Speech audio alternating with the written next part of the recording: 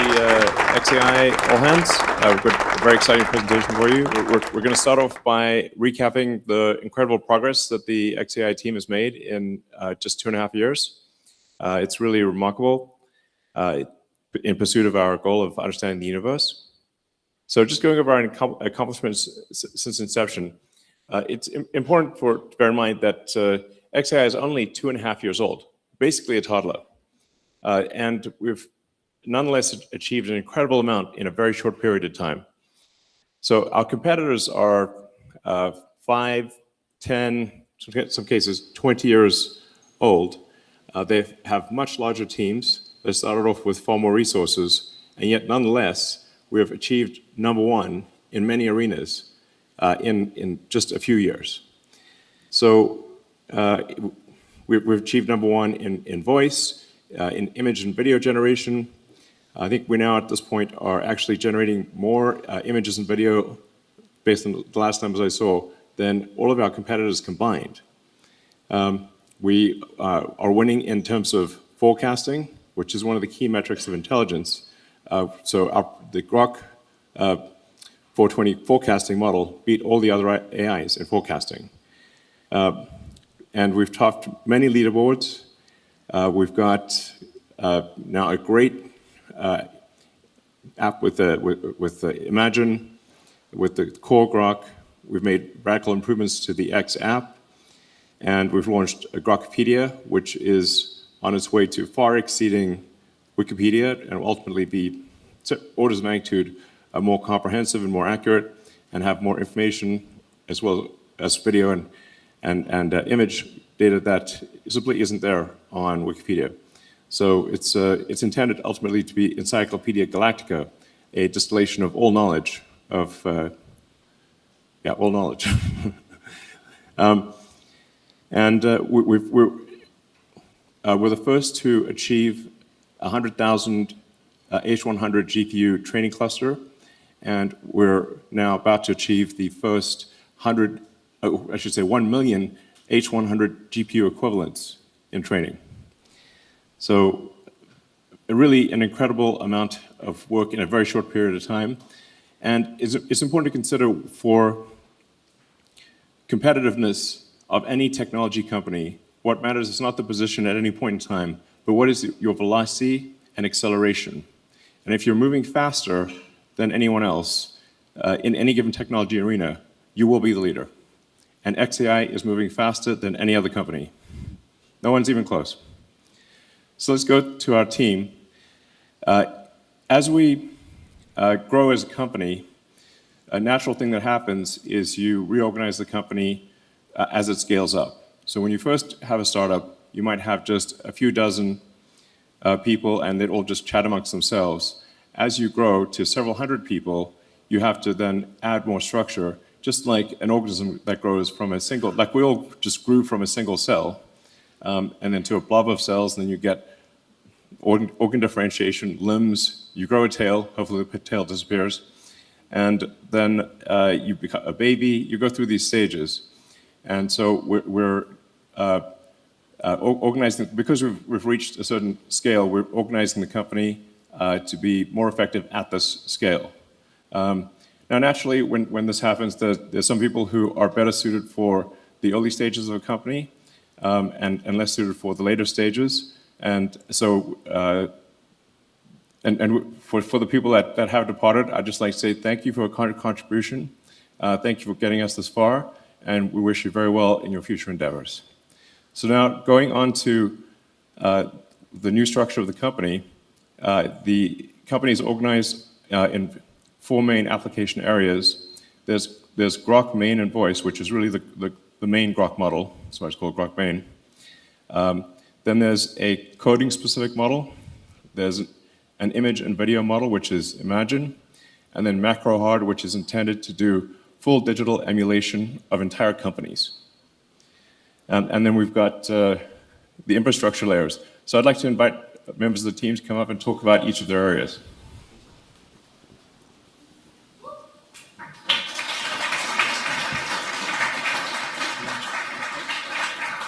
Hey, thanks, Elon.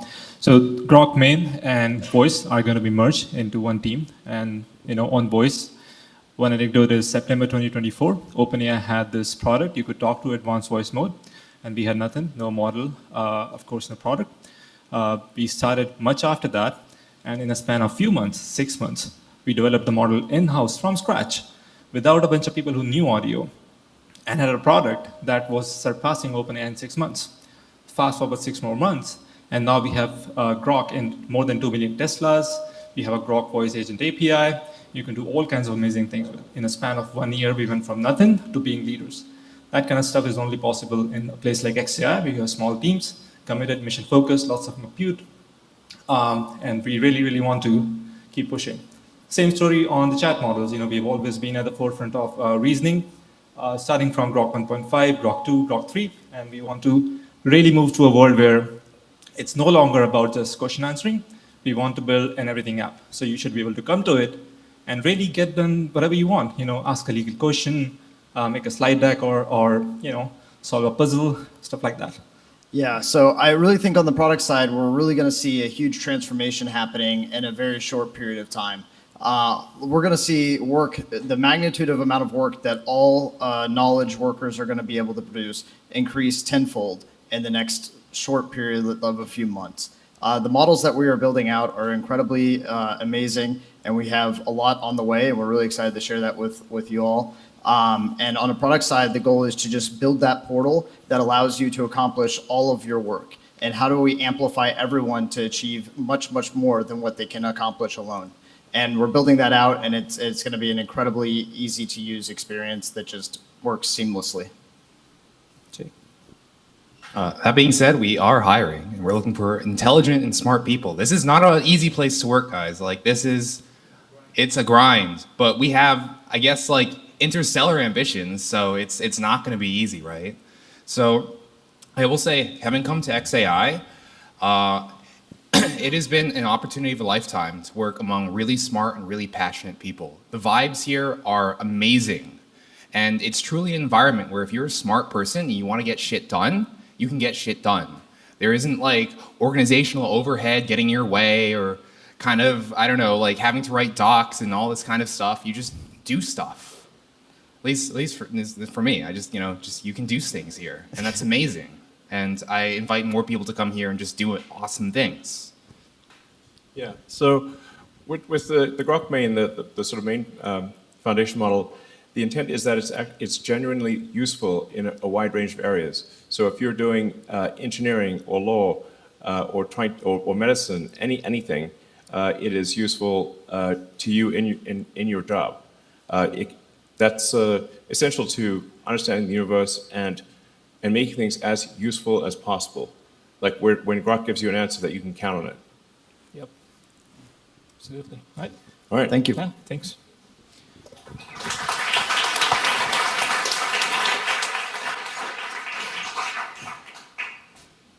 Hey everybody, I'm Makro. So the world changed a lot recently in terms of coding. The coding models, I was always complaining, people were trying to convince me to use a coding model, and I was testing it, and I wasn't really convinced. But as of recently, the models, they actually produce good, decent quality code. You still need to review and give feedback, but it's easy to see how they can accelerate you quite a lot. So it's not only about coding, it's they understand your intuition much better than before. Now, when I describe a problem, I only have to phrase it like I would to another colleague engineer who has already seen the code base. That's a huge change. Before, you kind of need to handhold a toddler to make a change. And they don't only write your code, but they also can debug your code. So now we do hours of Grok code running continuously to make sure that a more complex change to the training system actually works in production. So it's easy to see for us that this is not only about accelerating ourselves, writing code and making us 10x more productive, but we are really on this path for recursive self-improvement, where the current generation of Grok code is training the next generation of Grok code. And we see that this path, we are on an exponential takeoff here. This path will continue. So we are doubling down on coding and making coding one of the highest priority efforts in the company. So if you're out there and you're excited about coding and you're either very good at training modeling or you're a really good low-level software engineer interested in systems design, this is the place to work. Like, we have 1 million H100 equivalents to train the best coding model in the world right now. So please join us. Yeah, I'm Gordon. I work pair with Macro on coding. So it become more and more obvious to us, like, over time, like we are on a path to singularity, at least on coding. So we decided, like, have our best engineer in the company, Macro, to lead the coding, and we'll build the best coding model for everyone to empower everyone to build. And for me, like, the main limiting factor is probably compute and energy, whether you can run the best model to support everyone, to empower everyone. And with SpaceX, now we are one team, and we will win on the compute, and we will win with space compute. And also, like, for every engineer, right?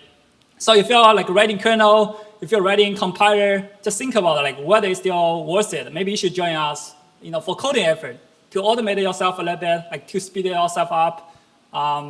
Yeah, I think it's really amazing year. Basically, what a year to be alive. And I can already feel the AGI, at least for coding. Yeah.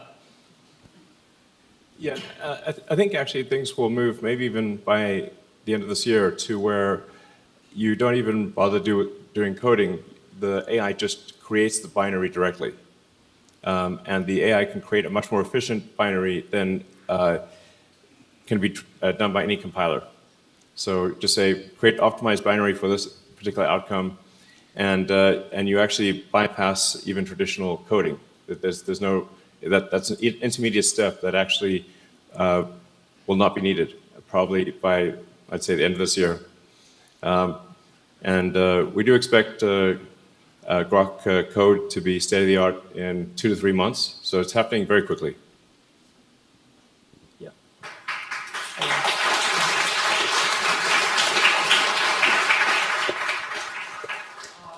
Yeah, meanwhile, also do imagining. So, I mean, what will you do, right? After post-AGI, right? You probably do digital life. So that's what we are doing here as well. And we have the Imagine team, started pretty much from scratch, 6 months ago. We have a few people. We decided we'll do the imaging, we'll do the video gen. Yeah, look at what we achieved today. 2 weeks ago, we released Imagine V1. We actually topped the leaderboard across many of them. And people really love our product, love our model. And we have many more releases actually this month and next month. So yeah, to me, there's a very high chance we actually may build a metaverse before Meta. Yeah, I will also pass to try to talk about the metrics we have, the product. Yeah. Yeah, like Godong said, it's only been 6 months since we started working on Imagine. We had no code internally for diffusion at all 6 months ago. And basically now we have launched Imagine on every product surface that we have, including seamlessly integrating into X. So you can open the X app right now, you can long press on any image, you can edit the image, you can make a video out of the image. We also ran a contest recently where we had some really funny submissions that I'm sure many of you have seen. So Imagine is growing extremely, extremely fast. And it's because of the speed at which we iterate, basically. We do multiple product updates every day, we do model updates every other week. And effectively what this has led to is now users are generating close to 50 million videos every day using Imagine. And just to reiterate what Elon said earlier, that to the best of our knowledge, that is more than every other provider combined, which again is an astonishing place to be compared to where we were 6 months ago. We are also generating 6 billion images in the last 30 days. Google recently posted that 1 billion images were generated using Nano Banana in 30 days. So we're 6 times that, right? And really the goal is, it's not we don't just want to win, we want to win over a long period of time and have sustained greatness. And so the goal with Imagine is to take anything that you can imagine and turn it into reality. And so that's what we're gonna that we're gonna speed run that basically is the goal. Yeah. Hey, I'm Hao Tian.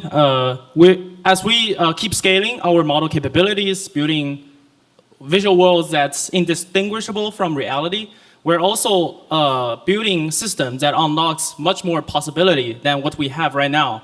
They will be able to generate the videos that's much longer than what we have right now with stories or with souls of your Imagine. And by the end of the year, we likely will be having models that allow you to generate videos of 10 minutes or 20 minutes in one shot without any intervention. You just need to give your imagination, and our model, our agents will do it for you. And moreover, those are the videos we generate. And we're also going to allow rendering those. We're already the fastest in generating the videos. And we're going to keep pushing the extreme where we're going to render those videos in real time. And you will be able to imagine, build, and interact with your own world. And the world will respond to you in real time. And it is exciting future that we are going to build with ourselves. Absolutely.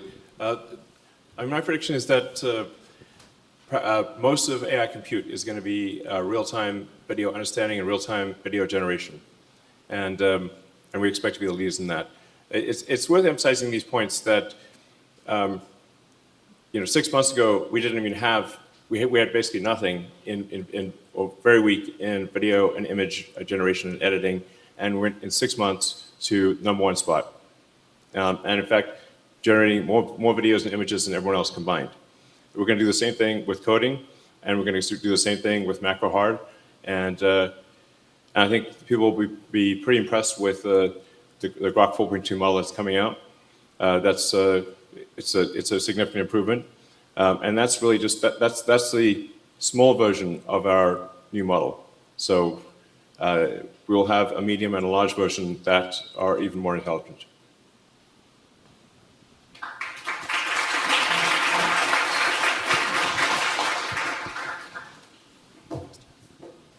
All right. Hi, everyone. I'm Toby, and I work on MacroHeart, the most serious of all product names. So arguably, giving computers to humans was a good idea. So we're doing the same thing for AI. It's kind of like Inception. We're giving computers to computers. So MacroHeart is building a fully capable digital real-time, very important, human emulator. So it's able to do anything on a computer that a human is able to do, including using advanced tools in engineering and medicine. So there should be rocket engines fully designed by AI. And in a sense, it's one of the last few remaining areas where AI is significantly worse than humans, which is why I think it's one of the most exciting areas to actually innovate in and actually change the field. Hi, everyone. So yeah, my name's John, and so we're building these strong reasoning models, which are now going to control our CLI. Like, we're actively using these every day. They are like tremendous, like, productivity boost to the whole team. I know the voice team is like killing it on that. And, this is the reason why we need the compute. We need the large-scale compute to run these models to boost our own productivity. But, 80 to 95% of the world software has a GUI. So that's like, great representation. And, to truly make people's lives easier, we need to develop models that are capable of solving day-to-day tasks on GUI. So MacroHard, we will emulate a company where the output is digital. So this is the obvious next step for agents. MacroHard will enable true end-to-end orchestration across the desktop, and it will lead to immense economic prosperity. We're entering an era where we need to tackle the hardest of tech problems, but in order to solve this, we need to hire the best people. So, think of the smartest people that you've worked with and put them forward for a position here. And if you can't think of anybody, like, go through your phone book, go for your LinkedIn. You'll be surprised like how big your actual network is. And they just need 3 properties, obviously, that we want to optimize for. Are they clever? Can they solve hard problems? And the second property is, are they driven? Do they have the ambition? Do they want to win? And the third is, are they a nice person? Like, do you want to actually work with them? So thank you. Yeah, the MacroHard project is, over time, actually will probably be our most important project, because what we're talking about is emulation of entire human companies. So when you look at the most valuable companies in the world, they are their output is digital, So they don't actually make hardware. So it should be possible to completely emulate any company where the output is digital. And this will usher in an age of prosperity, the likes of which we could barely imagine at this point. You need Imagine to imagine it. So this is a big deal, and this is why the words macro hard are painted on the roof of the training cluster, because that's what it's going to build. So It's also pretty funny. yeah, meant to be a joke.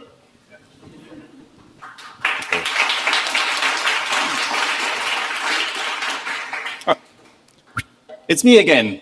You might remember me from MacroHeart in computer use from a long time ago, but I also actually work on core product infrastructure and API. In fact, this is what I've done for most time at XAI. So anytime you use any of our products like grok.com, API, authentication, you go to status.x.ai, this is done by the core product infra team. And a large portion of them actually sit in London, and we work with Jaime over there. So we keep the lights on at peak hour, 4 p.m. every day. We get paged at night when stuff goes down. Also, thank you to anyone in Palo Alto getting paged. There's really important work, reliability, security, core product infrastructure. So if you're really interested in solving difficult distributed problems with like messy data, this is the team to join.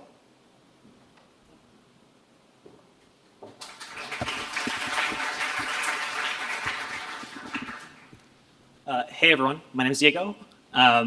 So I think one of the main bottlenecks in this next year for these models is going to be very high quality evals and training data. And one of the ways we solve that is by taking the world's foremost experts in these respective domains, bringing them here and having them evaluate the model. We do this for domains like medicine, finance, law, we have voice actors, we have video editors who contribute daily to making Grok better. We're going to be continuing to work on very high quality evals over the next few months. We have some exciting stuff in the frontier of useful tasks in finance and law. We're trying to build evals that are useful in training data that represents useful work and not necessarily proxies of intelligence, which I think a lot of the open source evals do today. I'd like to say we're shifting from using these sort of common internet evals, which I think are actually not a real indicator of usefulness, to having expert tutors in each domain. So every domain of engineering, medicine, law, whatever the case may be. And the actual eval is, does the expert in that arena, or does our group of experts in that arena, human experts, agree that Grok is extremely useful and that the results are correct? That's actually the only eval that really matters. Yeah, exactly. You'll see this in Grok 420, but we made some improvements because of that type of data in truth seeking and kind of minimizing political bias. The responses are much more cogent. That's exciting. And we are also working on Grokopedia. So the goal of Grokopedia is to create a distillation of all human knowledge. I kind of like to think of this as like a modern day version of the Library of Alexandria. And in the quest to build Encyclopedia Galactica, which it will one day be called, we've gone from essentially having nothing to around 6 million articles. For context, Wikipedia is around 7 million English articles. We're improving on hallucination. Our goal is essentially for Grok 5 to not have to search out of the data center.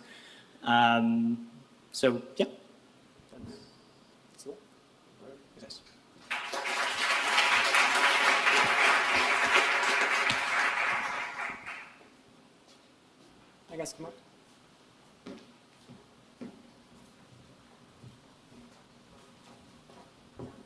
So in the ML infra team, we are building the training, inference, and tooling software for the company. So to give you an example, when we were training Grok 3, we built the pre-training framework for this. And these are some of the coolest systems, in my opinion, that you can build as a software engineer. So it's like we have 100K H100s at the time, and they were just delivered, and we didn't quite have the software. We thought we'd have the software, but then at 30K scale, we realized actually the software is not quite working. And it took a major, almost I would say halfway rewrite of the software because there's so much going on in a data center that you can't actually account for. Switches are flapping, links are flapping, switches are going down, GPUs are just burning through, you have numerics issues, and it's a system where you want really 100K H100s to behave in lockstep. So a training step is like 5 seconds, and you're going 5 seconds in lockstep, but during that 5 seconds, everything can happen. So you need to write a system that makes progress despite all these things that can happen in the environment. And we did this successfully, and it was one of the coolest times in my life, where the system was actually running, and it was running at the same time my son was born, so that was extra excitement. But these problems, like, you don't find anywhere else. Like, nobody has this kind of compute, and also nobody has this kind of talent density. So at the time, to give you a perspective, we were like, an overall team in pre-training, we were probably like 15 people. Out of that, maybe like 7 people were working on the actual training system. And we still maintain that talent density in the team. So if you're interested in working on these problems and you don't want to be just like part of a bigger organization where you're one of like 1,000 people working on this, then this is the place. Like, we are still a very small team. With me is Lian Min from the RL and Inference team. Hi, I'm Lemin. So at our team, we run our reinforcement learning training job and production inference at a large scale on the Earth and probably soon in space.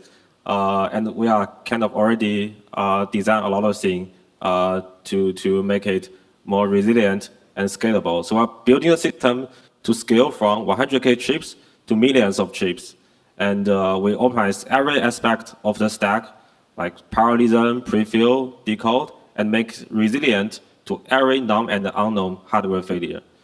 So if you are system hackers obsessed with extreme performance and reliability, so here is you will find the most interesting problems to work with. And I think actually, like, very similar to all kind of things, like it's very important for you to first see the problem, and then you will develop the solution that no one else can develop before. Yeah. Okay, I'll hand over to the tooling team. Hello, I'm Ashdeep from the tooling team. Every software needs to have a great interface to be able to make it useful. So as the tooling team, we are responsible for building the platforms, frameworks, and infrastructure which is required for humans as well as agents to be able to use our products. We started by building out the human data platform. This is a place where we collect all of our human data, and eventually expanded on to build our internal engineering platform through which we basically run deployments, run evaluations, or like look at like what training results exist. So if you really care about building a good interface or providing a really useful framework for researchers, for agents, as well as our tutors, then you should definitely join our team.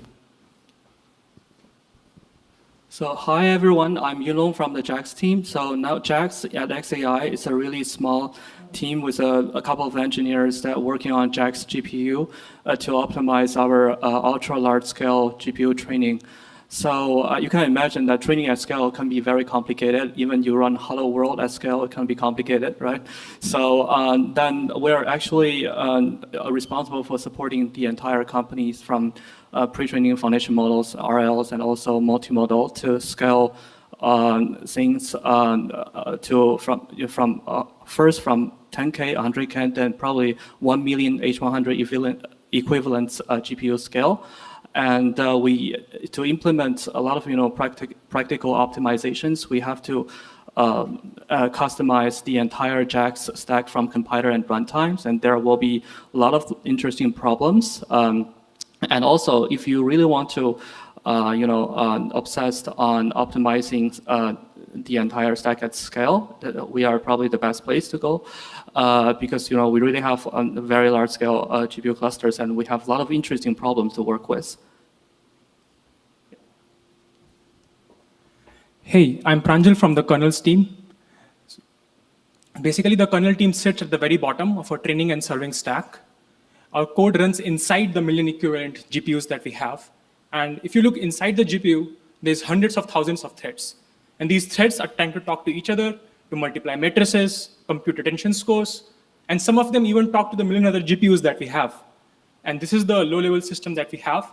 And we like optimizing every single microsecond in this. And we care deeply about squeezing every last drop of performance from these GPUs. So if you like this low-level systems problems, algorithms, please join us.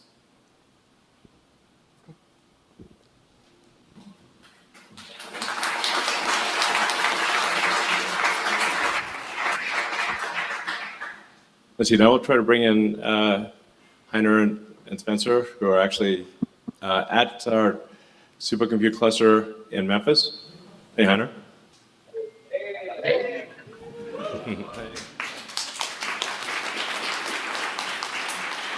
Hey, can you hear me? I'm Heiner from the Computer and Network Infrastructure team. We are mainly based in Palo Alto, but today we're here in Memphis in the supercomputer. So the data center here in Memphis is the largest GPU cluster on the planet, and it is still growing. Our job is to keep all this compute up and running, train the next version of Grok, and to serve AI outputs to our users. But for computers to work well, a lot of ingredients have to be. Actually, just put the mic really close to your mouth because the ambient noise is high. It's getting too loud. Let me go back.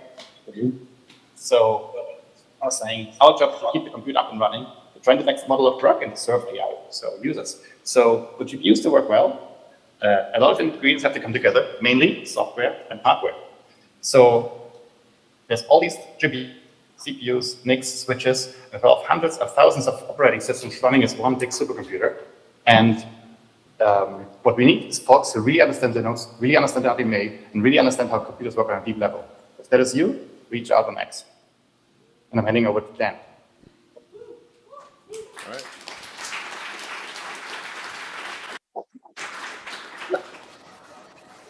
So we have 300,000 GB300 platform CPUs here today. We're still growing, still building. 847 miles of fiber per data hall, 12 data halls. If you want to be part of the world's largest supercomputer, come join us. All right.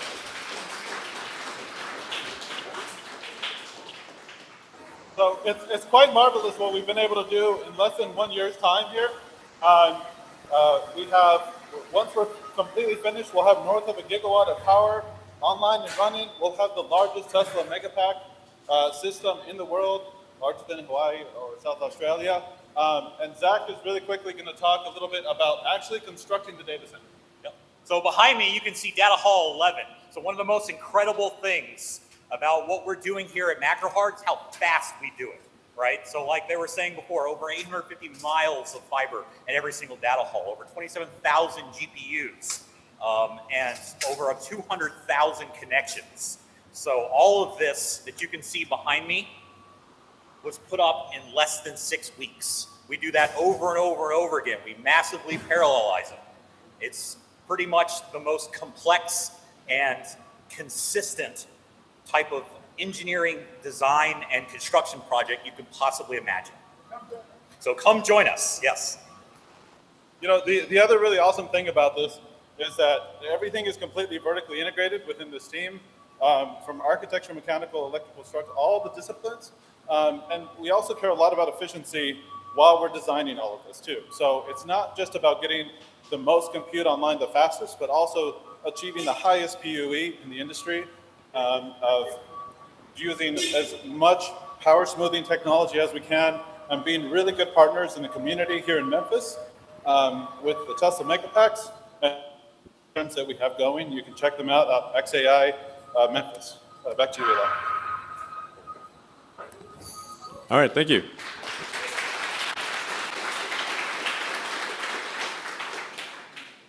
All right, so that was live from the front lines in Memphis. So fundamental to any AI company success is the compute advantage. And what we've demonstrated over and over again is that XAI can actually deploy more AI compute faster than anyone else. Actually, as Jensen Huang, CEO of NVIDIA, has said many times in interviews, there is no one faster at getting AI compute online than XAI.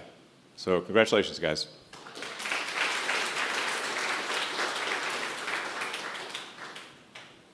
Yeah, this is what it looks like. So that's really phase one, which is 330,000 Grace Blackwells with MacroHeart written on the building. That's not an image edit. It actually is on the roof of the building. And then Macro Hotter will be the building that you can see, which has got the Macro Hotter with the rockets on it. And that'll be another 220,000 GB300s. So all of this will be training the models that you experience. So it's absolutely fundamental, obviously, to have large-scale training compute in order to get the best models. Yeah, I'm sort of reminded of the Jose meme where you see one guy digging and there's like 7 people watching. And one of the big differences between XAI and other companies is we are actually Jose.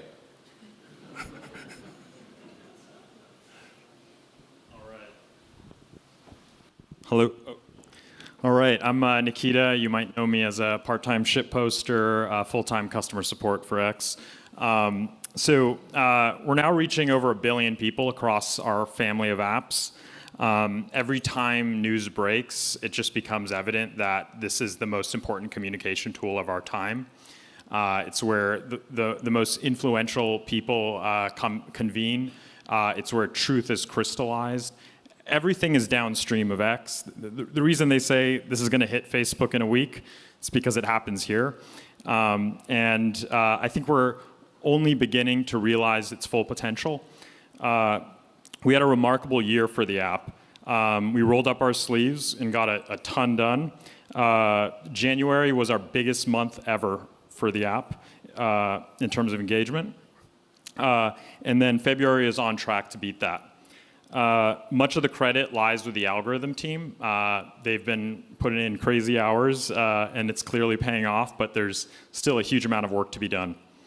On the top of funnel side, first-time downloads are up over 50% every month. And we're exhibiting right now like basically the growth rates of an early-stage consumer product. We also made a ton of headway in solving one of the like 20-year-old problems of the app, which was ramping up new users. New users are now spending 55% more time per day in the app than they were 6 months ago. And on the core product side, we're hitting our stride too. Not only did we rebuild the algorithm, we rebuilt our onboarding flows, and we're seeing double-digit increases on all our key metrics. We rebuilt notifications, our web browser, XChat. Basically, every surface of the app has been rebuilt to be better than ever. And it's clear that if we're focused, we can move mountains and evolve this platform. Just last month, we did a little push on articles, and articles published are up 10x. Articles read are up 17x. And on all other fronts, like over the holidays, we did a big push on subscriptions. We just crossed $1 billion in ARR there. I think with the X app, you know, there's very few unknowns. Like the path for us to win and become, you know, the #1 app in the world, we know what to do. The ball's in our court. It's for us to win, and it's just a matter of us executing. Yep, and yeah. So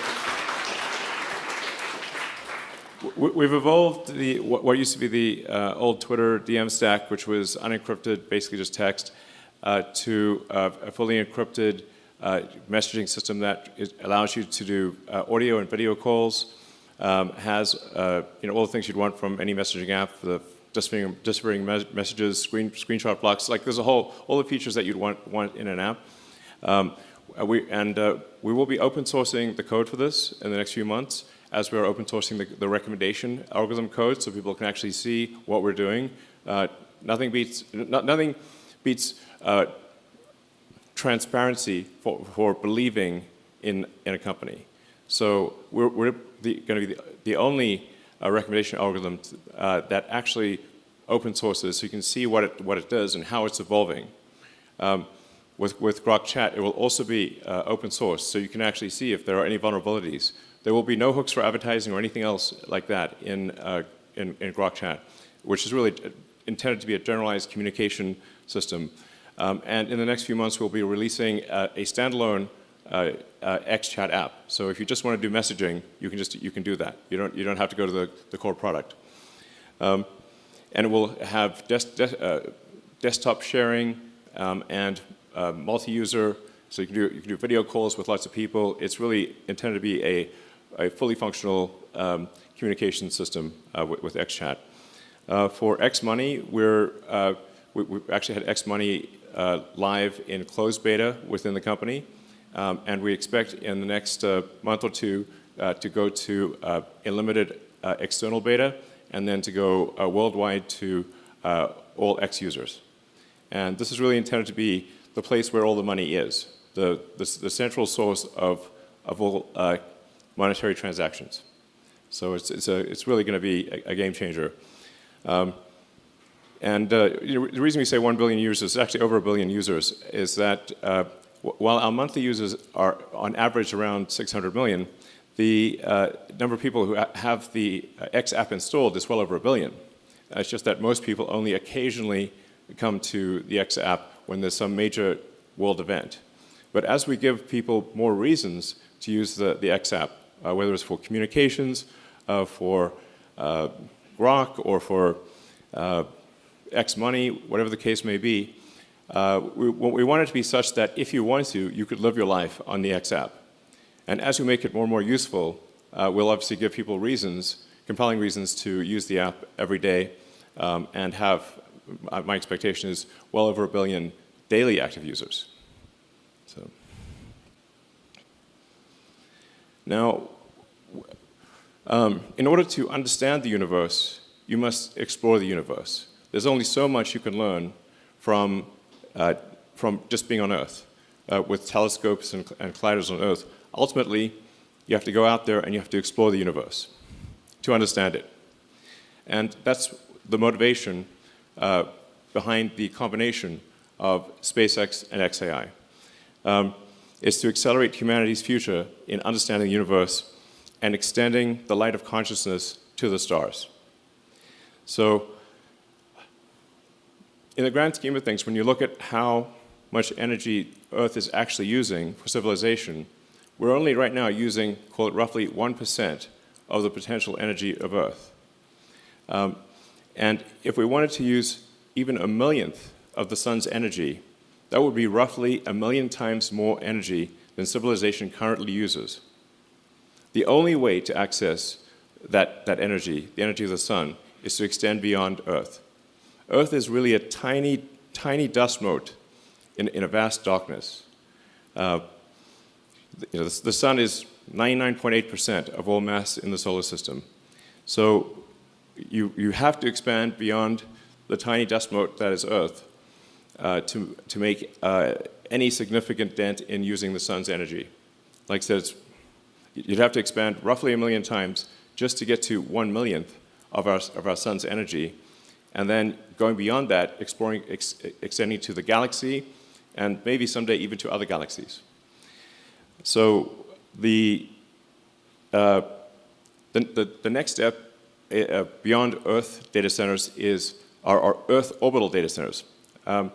And we'll be launching with SpaceX orbital data centers at the 100 to 200 gigawatt per year level. Not cumulative, I mean per year. And ultimately, we see a path to maybe launching as much as 1 terawatt per year of compute from Earth. But what if you want to go beyond a mere terawatt per year? In order to do that, you have to go to the moon. So by having factories on the moon, building AI satellites, and having a mass driver, which is the kind of thing you really only learn about or read about in science fiction, but we're going to make it real. We're actually going to have a mass driver on the moon. And if you do that, you can go several orders of magnitude greater. You can go to 1,000 gigawatts or more per year.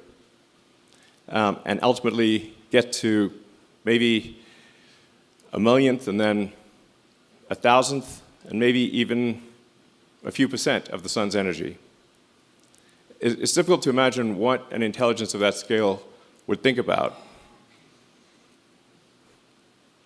But it's going to be incredibly exciting to see it happen. I really want to see the mass driver on the moon that is shooting AI satellites into deep space. It's going like shoom, shoom, just one after the other. I can't imagine anything more epic than a mass driver on the moon and a self-sustaining city on the moon, and then going beyond the moon to Mars, going throughout our solar system, and ultimately being out there among the stars and visiting all these star systems. Maybe we'll meet aliens. Maybe we'll see some civilizations that lasted for millions of years, and we'll find the remnants of ancient alien civilizations.